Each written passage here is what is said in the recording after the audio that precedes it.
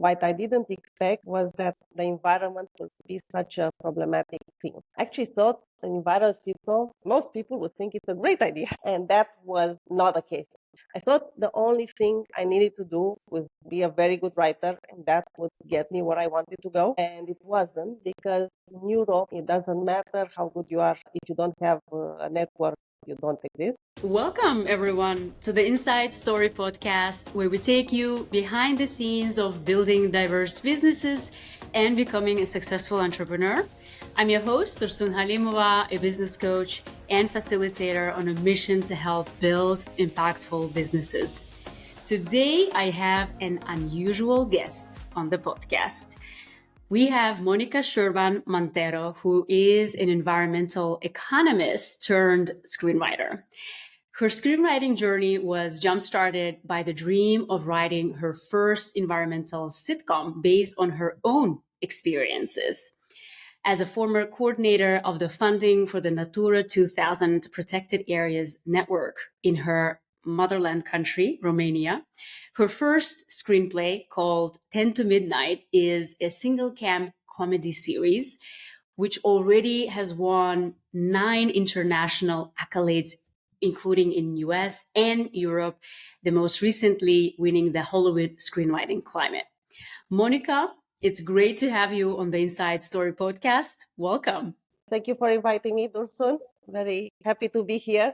Yeah, to share let's say, unusual angle about entrepreneurship in the creative arts. Indeed. Yeah, it might be surprising to some of the listeners. And just to clarify why I think it's so important to expand the idea of entrepreneurship, right? So the way that both of us look at entrepreneurship is kind of problem-solving process, right?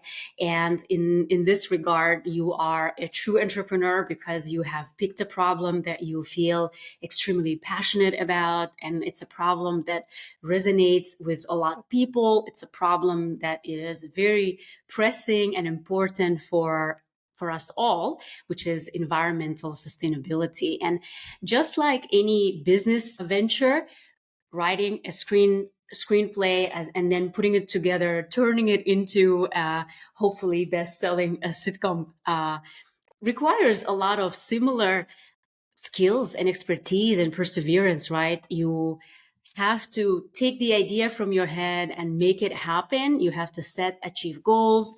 And most of the time, you also have to do these things in the background of a lot of challenges, naysayers, right? Which I'm sure you will share with us briefly.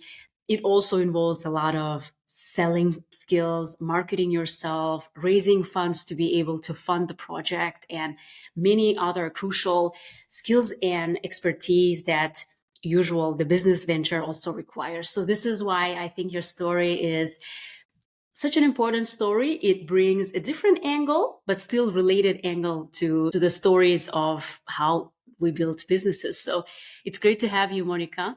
And to start off, what I would like to do is read several unfinished sentences, and I would ask you to finish them for us, please. First one: being an entrepreneur means Being perseverant. Building an impactful business requires An against all odds mentality. Acceptable as long as you fail better every time. Oh, that's so powerful. Thank you. Success is a result of 99% effort and 1% luck. And the last one: being fulfilled in life means Being happy with who you are and what you have achieved. Yeah, couldn't agree more. Thank you so much, Monica, for sharing these. Maybe the best way to start is if you could take us back to the beginning. How did you come up with the idea of creating an environmental sitcom, kind of combining the two impossible kind of combinations, right? It's very rare that you have very impact-focused topic with comedy and entertainment. So tell us, how did you come up with the idea, as well as how or what do you hope to achieve with this series? Yes, I know climate is now a very hot topic. For the past, I think, 2 years, it has become like a media sensation. And for me, the story actually starts about, let's say, 20 to 15 years ago when I was working as an environmental expert in Romania. And my comedy was always my favorite, satire, because I felt it's such a unique way to say important things. And I was working in the field, and at night I was tired, and I just wanted to see something to relax, comedy. And the idea came up that one day someone would write a comedy about environmental stories. And I never thought it would be me. I always wrote. I love writing, but I never thought I would do it professionally. But here I am. I think this is very kind of common, right, among entrepreneurs, that oftentimes they become entrepreneurs sometimes without even necessarily kind of wanting it, right? They see specific problem or they see that something is lacking and they just wait and wait, hoping someone's going to take care of it. And eventually they're like, looks like nobody's going to do it unless it's me. So it's good to hear that you picked up this responsibility upon yourself to pursue this. And also tell us, what do you hope to achieve with these series? Well, it is not too much to ask. I'm hoping it could become the next Big Bang Theory, which is one of my favorite shows that actually proved to everyone that scientists can be fun and extraordinary and excellent for prime time. Who would have thought that a few nerds would be watched by an entire world? So why not environmental scientists? I mean, they are just as crazy, maybe crazier than physicists. So yeah, global hit. If it's not too much to ask. I don't think it is. And hopefully, the moment the series are out, me and our listeners will be the first ones to watch it. Fingers crossed. Yes, I hope so too. So once you came up with this idea to write the environmental sitcom, what were your next steps? How did you make it happen? Well, I started just before COVID. It was a moment when I said, okay, I'm going to do it. I had this idea for so long, and a friend got sick. And yeah, I think that contributed a lot, because you realize sometimes all the things you want to do, your bucket list, sometimes, yeah, life doesn't give you all the opportunities you would want. So then you have to go at them while you still can. So I said, I wanted to do this for a long time. And since I believe, okay, everything takes effort, and this is a good mindset to have, I need to be a better writer first. So I took a 1 year advanced screenwriting course, and then I enrolled in the US program for emerging screenwriters just to polish, because writing stories and being a screenwriter are so different, totally different things. And I needed to be the best what I needed to be before I could claim, go for the title. First, I need to feel, yes, I'm good enough to do this, and that's why. No, thank you for sharing that. And from what I know from our earlier conversation, when you got this idea and you started, obviously you were excited, right? You started sharing with everyone that you wanted to create this environmental sitcom when you were faced with a lot of criticism, a lot of discouragement. There were a lot of naysayers who were telling you that this is a mission impossible, right? Can you tell us, how was that experience for you, and how did you overcome naysayers and manage to kind of convince yourself to pursue this goal? Yeah, I mean, the naysayers, they're always there for every business. Yeah, I was watching this video with the Canva founder, and she was saying something that, yeah, stayed with me, that, every no she received hurt. And it's true. At the beginning, every no you get hurts a lot, especially when, you're trying, you're at the beginning. And to be honest, yeah, the naysayers had so much impact because what they were saying was valid. I couldn't say, no, they were wrong. No. And I was a naysayer myself. And I was wondering, am I good enough to do it? In an industry when the people who are already in the industry are facing insurmountable odds. I mean, it's so difficult to be a screenwriter even if you have something produced already. But for someone like me, an total outsider with no connections, no previous experience or studies, and series is actually the most difficult to write, because usually screenwriters start with shorts, features, which are a lot easier to produce, and then maybe go to series. So I really took the worst road possible, but this was a passion project, so I couldn't. It's the reason why I became a screenwriter. So that's how I kept moving forward. Yeah, keeping with the passion and doing it for yourself. And I think this is also the other thing, which is also very entrepreneurial about your journey, is that entrepreneurship also involves at times innovating or doing something for the first time, being the first person to do something, right? Which can be also scary, and scary for other people, right? Especially if people are investing their money in supporting the project. They want to see that others have done it successfully. So you coming with, as you said, not having all of that background, but then also trying to do something that was not done before, combining environmental topic with comedy. I guess that encouraged a lot of people to think and like to question, is it even possible to do? So this obviously, I mean, I can only relate how challenging it must have been to go through this period. And I wonder, did you have moments during this period when you doubted yourself and really wanted to quit, thinking that people around you, especially the naysayers, actually might be right, that this is an impossible project to pull through? Absolutely.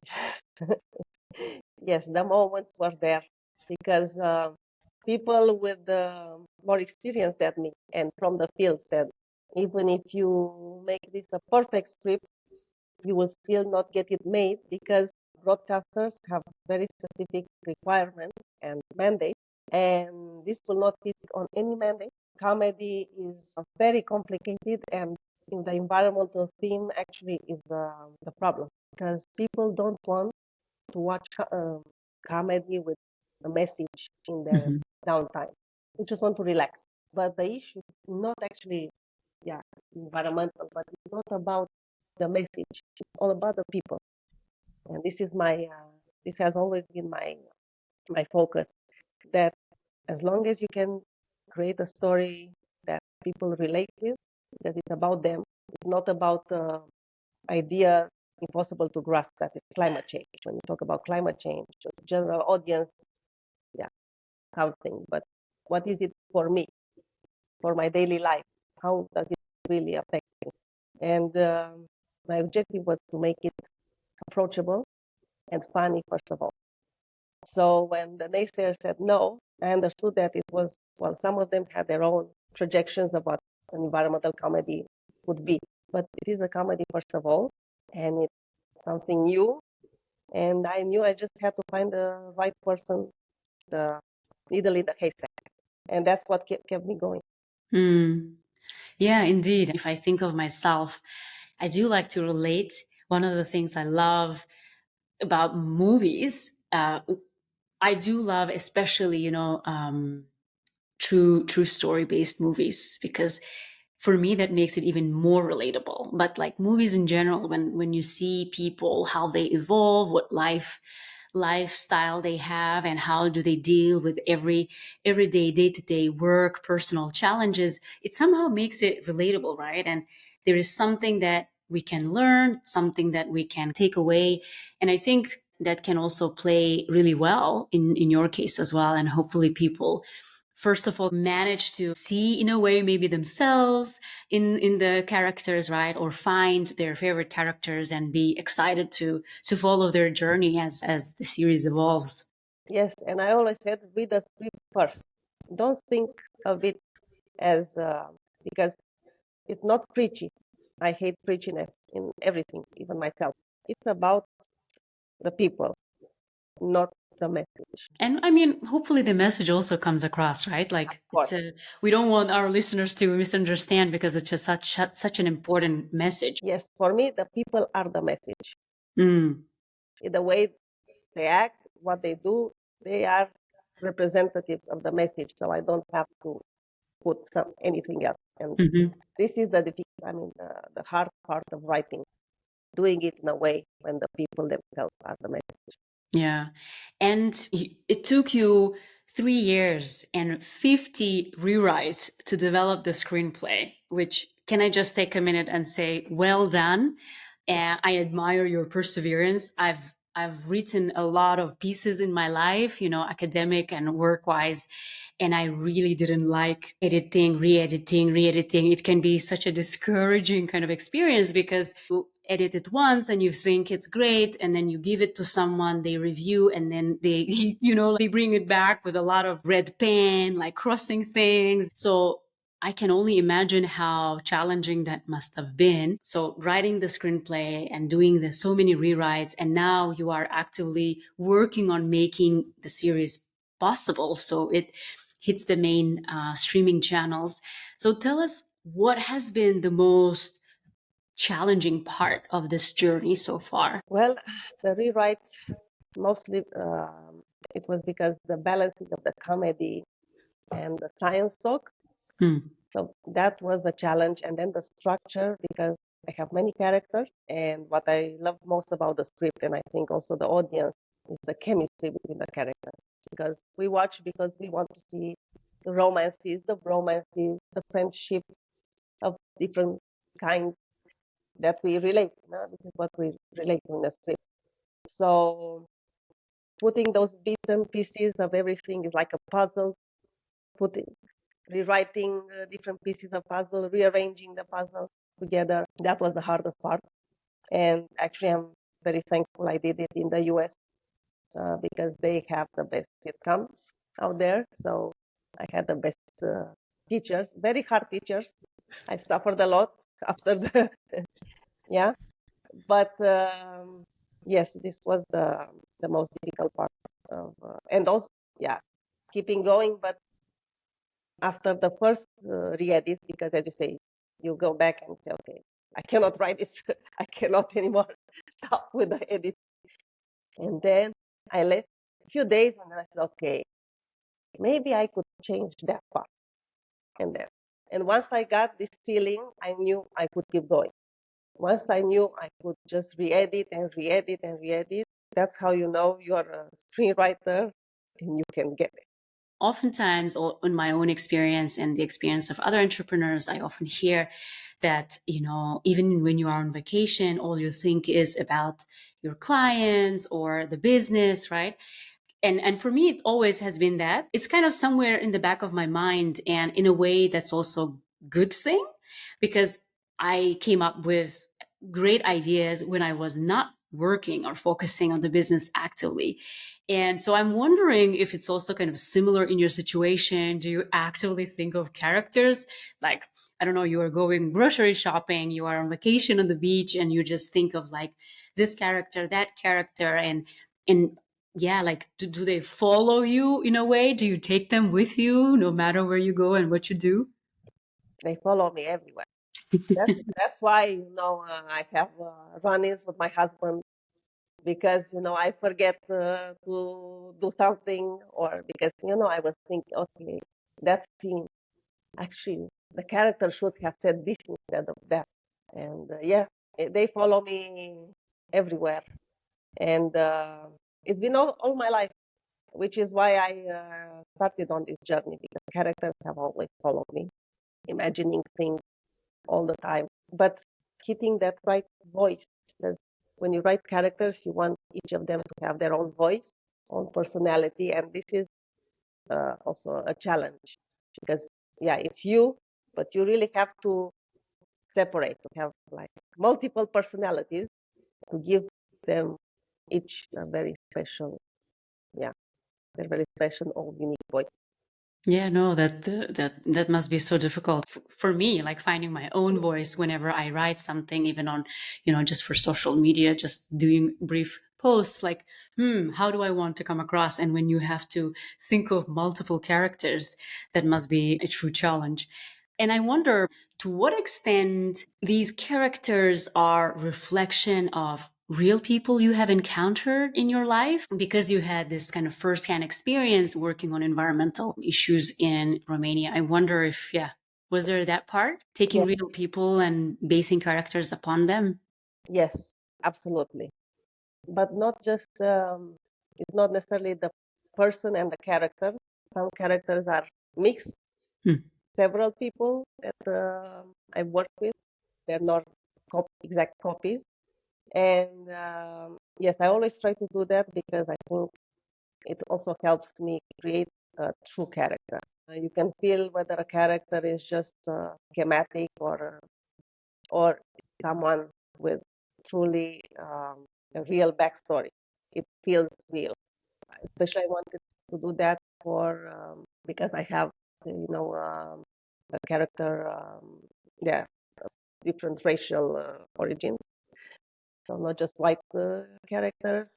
I have a black character, an African engineer who is based on an actual African engineer, and yeah, I spent some time with him and trying to get a feeling of who he was. It's not an exact replica of him, but so yeah, all the characters are inspired by actual people, and I'm very careful, especially when it comes to people who are not different from me, from ethnical and racial, because I have to be careful with the cultural sensitivities and I always have people who read the script make sure I hit the right notes in this case. And what made you create an environmental sitcom? Because when I think of environment, first thing that comes to my mind is documentary movies with some serious message or that focuses on certain impact topics are very documentary, right? And then the sitcom part sounds more kind of entertainment, fun, right? Like a usual commercial style. So in your case, you are mixing the two. So what made you to create the combination of the two? Well, documentaries are wonderful and they serve a great purpose, but they also serve a very niche audience. And I wanted to create a show that is a gateway to documentary, something that people can see while relaxing, while having fun, and then get interested in the topics I'm sharing in the background. And maybe the next step would be for them to watch a documentary. And also because I think comedy is a very powerful medium for any all topics. I received comments saying that it's such a serious topic. How can you make it into a comedy? I mean, people are dying in climate change related disasters, and the thing about comedy is that it's a coping mechanism. So dramas are much easier to write. Thrillers, yes, hard to write anything good, but comedy is adding an extra layer of looking at the topic and then reflecting upon itself. So, and it's quite difficult when the topic is serious, just to reach the right balance of not taking it too lightly, but also the satire part, because it's ridiculous. We live in a ridiculous world, and yes, it should be reflected as what it is. And I think watching a comedy and realizing things also makes people feel smarter sometimes. Having fun and just feeling good about good things, we need that. So yeah, it was hitting all these things for me, and it's just, I mean, I cannot believe it hasn't been made yet, because it just makes sense to me, I guess. And now with the when the Big Bang Theory appeared, I said, finally, trailblazing.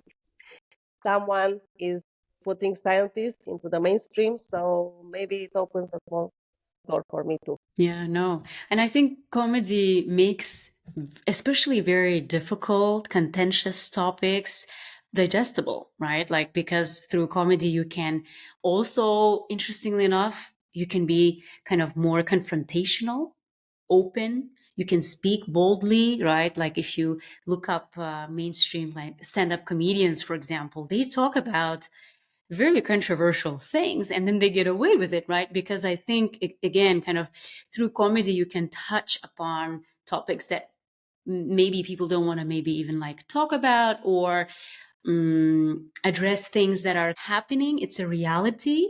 And as you said, right, I think in real world, there's also, and especially like if we look from the environmental lens, there are a lot of real life comedies happening, right, on the ground as we speak, and kind of bringing those experiences and showing it to people, I think would also make people realize, oh my God, that this is actually true. This is happening, right?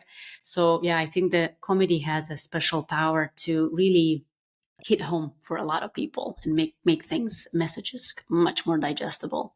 Yes. And I just want to add one little thing, because you mentioned stand-up comedy. When stand-up comedians, when they touch a hard subject, usually from a personal perspective. And that's what makes them, because you feel that they're just not making fun of, I don't know, sicknesses or disabilities, because they are part of their life. So it's about a coping. It's a coping type of comedy.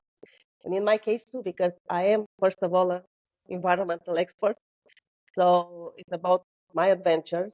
So if I'm making light of, I don't know, forest guards being killed, this topic will be at the center of one of my episodes. It's not because it's a joking matter, it's because to reflect on the seriousness of the matter, but in a way that people can more easily digest and understand all the perspectives. How do you think people will perceive this series when we think of environmental topics specifically, right? There are a lot of climate change deniers, for example, right? People who feel extremely passionate about saving the planet and stopping the climate change and taking action, right? So you have almost people on the two extremes, right? People who like deny what's happening and people who are on the ground taking action day to day. So, how do you think these groups will react when your environmental sitcom becomes public? Well, I have worked with not necessarily climate change deniers, but environmental issues deniers. Climate, I think, is just a part of the environmental issues box, because, yeah, they are part of the world, and I have included them in the script. They are right there. A part of some of the characters don't believe in what they are, their work. I made sure that those opinions are reflected, because that's real life, and it is a show about what happens in the real life, not an ideal world. Even one of the main characters is a climate change denier whose mission is to prove that climate change is a hoax. And I really hope that climate change deniers will tune in to see if it's the or not. Indeed. I really appreciate and applaud you to this for this decision, because I think it's so important to try to bring these people, even if they have opposing views on these topics, right? Try to bring them to the same place so they could also kind of be part of the conversation, and also especially that you have these characters reflected in the series. Hopefully, these people can also maybe see themselves from a different perspective, right? Sometimes when we are trying to observe ourselves, maybe we don't do such a great job, right? But when we have another person very similar to us, and when we observe from the far, I think sometimes that also helps us to become a bit self-aware about our own behaviors and belief systems. So hopefully, yeah, both sides of the aisle will be as excited about the movie as you and I are. I hope so too. As I said, this script is, I see it as a conversation between the two sides, Mm, environmentalists and the people who don't believe or deny, or it's just a yeah. conversation between the two. And yeah, I think it's a fun, interesting conversation. Yeah, great. And one other question, because you have accomplished so many international awards, which is also speaks to the quality of your work as well. And I wonder, when did you have a moment? And if yes, when was this moment when you realized that you are to something, right? That your project could be successful and that you have a good script that you could turn into series, into a sitcom. Did you have a specific moment? Yes, there was a specific moment when I received a very good feedback from a US producer. Mm. Yeah, it was like the best feedback I ever received, and which showed me that all feedback is subjective, no? But he saw in the script, it's not that the script was perfect at that point, but the things he liked about the script were like he really saw the script for what it would be, and that for me was an eye-opening moment that really I could do this. And then the accolades, I started receiving, the international accolades, mostly from US, which is normal because it's a sitcom. Once I started talking with producers, let's say 90% liked the script, but they said, okay, you lost me at the environment. If it would have been about something else. Yeah. And I said, okay, so it's good enough. I just have to find someone who thinks environment is not a bad idea. So that was the moment. No, amazing. Yeah, I think especially when you have experts who acknowledge that you have a solid work, that is, yeah, indeed kind of a moment when maybe you realize that, oh, okay, so maybe I am not a bad writer after all. That's great.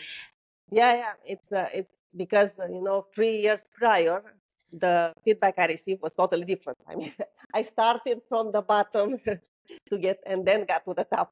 Kudos to you to have the patience and perseverance to continue to work on the draft, one draft after another, to reach where you are. Monica, this has been a wonderful conversation. We are reaching the end, but there is one other question that I would like to ask you. This question was left for you by my previous guest. They left this question without knowing who they're leaving it for. So the question reads, how do the expectations you had when you started out vary or resemble your actual experiences in your business? So what did you expect and what is the reality? Do they match or not? So what I expected was that it would take me a while to perfect my writing. So when I received, the comments that, okay, you need to rewrite the tone. I never received any comments about my English. Everybody was very happy with my English, which is, another thing when you write in a different language than your own. But what I didn't expect was that the environment would be such a problematic thing. I actually thought an environmental sitcom, most people would think it's a great idea. And that was not the case. That actually shocked me how far I was from the. I thought the only thing I needed to do was be a very good writer, and that would get me where I wanted to go. Mm. And it wasn't, because in Europe, it doesn't matter how good you are. If you don't have a network, you don't exist. In US, if you're very good, you have a chance, but there are other issues. And anyway, you need a network. And even if you have all this, if the theme is not what's considered commercial, then that kills any chance you might have. Mm. So yeah, the fact that I have a producer and hopefully will get financing, it's a bigger deal than, I mean, yeah. No, thank you. Thank you so much for sharing that. And just so our listeners are aware, as you mentioned, you found a producer, you are working on making these series possible. At the moment, you are looking for external capital to sponsor the hiring of actors and doing everything possible so the sitcom hits the main streaming channels. Do you want to mention to our audience when they can expect to watch it on, I don't know, Netflix, Apple TV, and all other main streaming channels? Well, I like to give a date, but it all depends on hopefully 2026. Mm.